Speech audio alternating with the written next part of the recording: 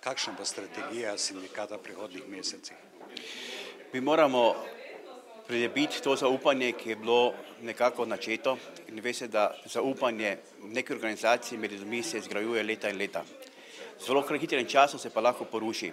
In glede na to, da je bilo nekaj tega porušanja, moramo imeti več direktnih kontaktov z ljudmi in seveda o vseh teh napotilih, o katerih govorimo in so pač prihajali do predsednikov sindikalnih zaupnikov in izvršnega odbora, morajo ti sindikalni zaupniki začeti prenašati tudi na ljudi. Se pravi, sklicati bodo morali sestanke sindikalnih skupin ali pa zbore sindikalnih članov in seveda te zadeve tudi povedati, kako mislimo skupaj delati vnaprej v bodočnosti. Uspeh je samo, če bo en blok delavcev, delavski blok bil skupaj.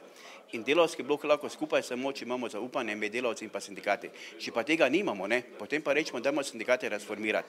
Tudi o tem smo že govorili, ampak gledajte, če razformiramo sindikate v krizi, tale zmožnost, da se nekaj naredi, izboljša za delavce, bodo še dvakrat slabše. Ne razformirati sindikate, če nismo pravi ljudje v sindikate, potem ga dajmo razrešiti. In sindikat je demokratična institucija. Kaj ste se naučili zdaj? Zelo enostavno.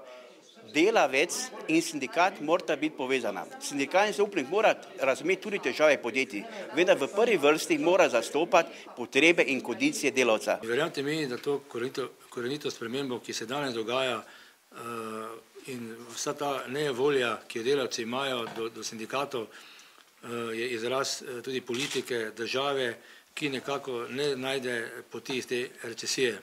In seveda sindikati smo za to odgovorni in tudi se pošteno pripravljamo, da bomo šli v neko, revolucijo. So nizke plače, delavci so nezadovoljni, želimo delavcem nekako pomagati, želimo z njimi biti v prvih vrstah, vendar delavci se morajo sami odločiti. Sindikat je samo vodja, ki bo te delavce vodil.